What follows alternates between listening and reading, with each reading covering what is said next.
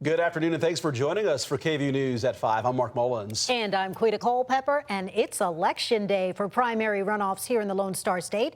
And we're keeping an eye on several important races. We have team coverage for you tonight. KVUE's Daniel Perot is in North Texas covering State Attorney General Ken Paxton, who is running for U.S. Senate. And our Darrenisha Heron is in Austin for an event with the incumbent, U.S. Senator John Cornyn, who's held that Senate seat for more than 23 years. We'll also have analysis of the Republican primary for Texas Attorney General from senior reporter Tony Plahetsky. And we'll have a breakdown of voting trends throughout the state in each race. KVUE Political Director Ashley Godot and our Brian Mays will join us later on here in the studio. But let's start with Daniel live in Plano in North Texas, where A.G. Paxton is hosting his watch party tonight. Hey, Daniel. When I've talked to folks around Texas Attorney General Ken Paxton and his campaign over the last several days, they've told me that they felt really good about where things were heading, especially after they snagged that endorsement from President Donald Trump last week. Paxton says that U.S. Senator John Cornyn, who is 74 years old and now seeking a fifth term in office, has been in office for too long. He makes the case that Cornyn is not conservative or pro-Trump enough. He often points to comments that Cornyn made in recent years that were critical of President Trump. Over the weekend, President Trump described Cornyn on social media as very disloyal. Paxton touts his experience as Attorney General suing Democratic presidents and trying to overturn the 2020 election results. Paxton says he believes Texans are ready for change. This is an opportunity to send not just a message for Texas and to change, to make sure that instead of fighting like this as Texas with one hand behind our back, where we have one senator that fights for us and we don't have another, now we can have two. Paxton has been dogged by allegations of abusing his office, bribery, fraud, and infidelity. Some Republicans have expressed concern that all that baggage would make Paxton a weaker candidate against Democrats. State Representative James Tallarico in November. While Team Paxton does believe that they could have a good night tonight, they're certainly not spiking any footballs yet.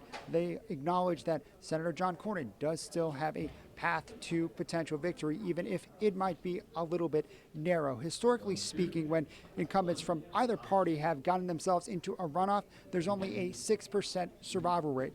One candidate who was able to buck that trend was Attorney General Paxton himself, who was able to defeat George P. Bush in a runoff for Attorney General back in 2022. My colleague Darrenisha Heron is covering Senator Cornyn tonight and now joins us from Austin with more.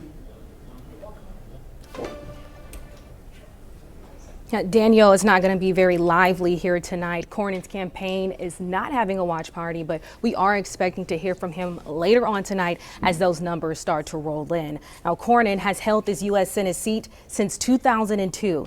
He's looked at as a traditional conservative, while Ken Paxton is more aligned with the MAGA side of the Republican Party.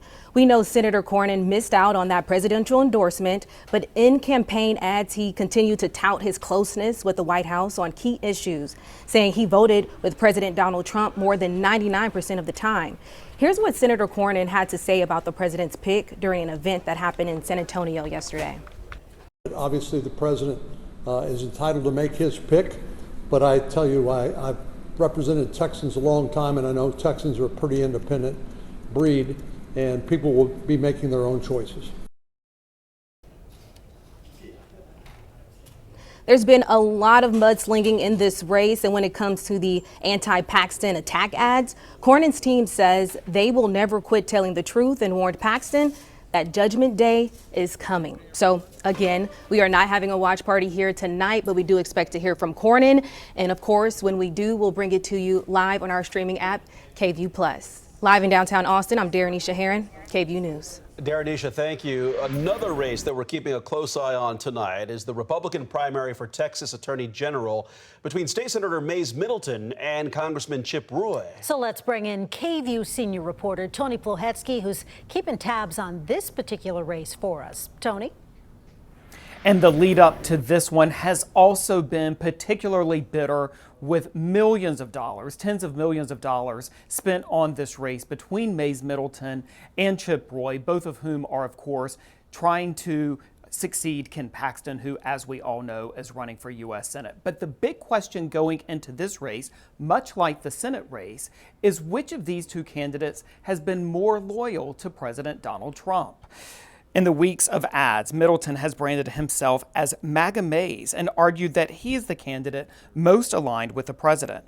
Democrats have said that the Texas Attorney General's office under Paxton has acted almost like an extension to the Trump White House, something Middleton says he would continue. He says his experience as a Texas senator also makes him qualified for this position. Well, look, for 7 years, I've been writing these laws, drafting these laws, defending them against attacks by Democrat attorneys in the House, defending them against attacks by Democrat attorneys in the Senate. Who better to enforce these laws as Attorney General than someone that was on the ground floor writing them and already defending them against the left's attacks? Congressman Chip Roy has been outspent for months by Mays Middleton, who funded most of his campaign with family oil money. But Chip Roy did receive an infusion of cash recently. He says he is far more qualified than Middleton, having served as first assistant attorney general under Paxton. These decisions, you have to have some deep understanding so you don't make mistakes. He's made those mistakes as a state senator, introducing legislation that would have made it easier for Epic City to be able to have Sharia compounds and other issues. Because he didn't study the law, he just took a bill that was handed to him by lobbyists in Austin. So there is also a runoff on the Democrat side of the ticket tonight. That one involves former Galveston Mayor Joe Jaworski as well as Texas State Senator Nathan Johnson. We'll be keeping up with all of these races and, of course, have all of the latest information for you this evening. Back to you guys. Very interesting to see how their loyalties and their resumes are playing into this tonight. Tony, thank you. And again, polling places are still open right now. You have until 7 o'clock p.m. to cast your ballot. And you know what? We've been seeing some short voter lines all day. I want to show you this map. It shows the wait times at Travis County polling places. Most of them are green, meaning a wait time of less than 20 minutes or even no wait at all. And it's a pretty similar story out in Williamson County, where wait times at most of the polling places are less than 15 minutes. So no excuse to not get out there and vote. And you know what? Right now, let's bring in Ashley Godot and Brian Mays. They'll be monitoring all the election action all night. Hey, you guys. Well, hello to you all. We are very excited to be talking about some of these races. And let's talk about some of the ones on the board here that were not mentioned by some of our reporters, starting with another statewide race, which is for railroad commissioner. That's right. Two Republicans right here. You could see them lined up, ready. We've seen a lot of money spent in a lot of these races. Sure. This was one where unexpectedly we saw a lot of money spent right in the last few weeks. So it's interesting to see how the turnout is. We talked about voter turnout, not great here in Central Texas. We'll see how it is statewide for these races as well. Absolutely. Honing in on some of the races that we have here locally, right? U.S. House District 17. This is the Democrats. You know, this was the first time in a long time, Brian, that Democrats actually had candidates running up and down the entire ballot. They filled all of the seats, including District 17. And so we're going to see a runoff in this race tonight. That's right. Pete Sessions, of course, waiting on the winner for November. He's right there watching curiously to see how this plays out. Yeah, the other one that we have a big runoff in is this newly drawn District 37. Now, you will remember that this is one of those districts that was redrawn by state lawmakers in an effort to produce more Republican seats in the U.S. House of Representatives for Republicans.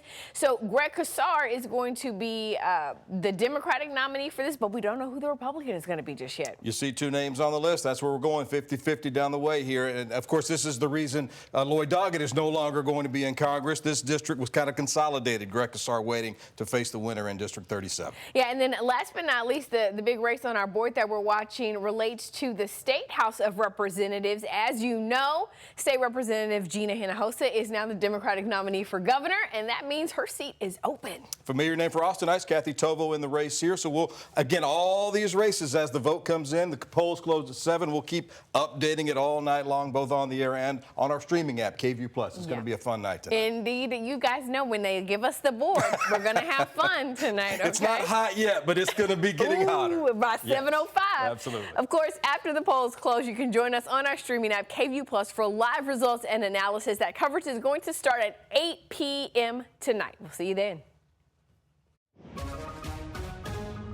Turning now to the forecast. The good news is that for voters heading out to the polls, the main rain chance still a couple hours away. It's not until the later evening hours that things start to ramp up here in Austin. But we're tracking a flood threat and a severe weather threat. You can see a flood watch has been issued through tomorrow morning for areas along and west of I-35. And then to go along with that, we also have a severe thunderstorm watch for Llano, Mason, and Gillespie County. Large hail, gusty winds, and a low but not zero risk for an isolated tornado. And keep in mind, depending on how storms evolve, that could be spread farther eastward into parts of the Austin Metro and I-35 corridor.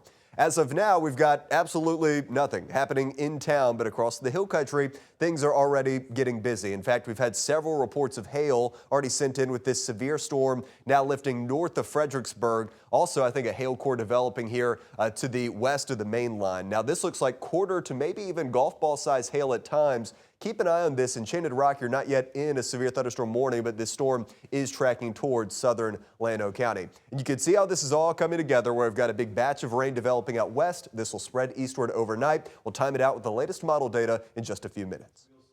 We'll see you soon, Hunter. Thank you. Still ahead here at 5, Austin City Council members are considering the process involved to rename Cesar Chavez Street. And a teenaged boy pinned beneath a vehicle reuniting with the medics who saved his life. Why they say his chance of survival was less than 8%.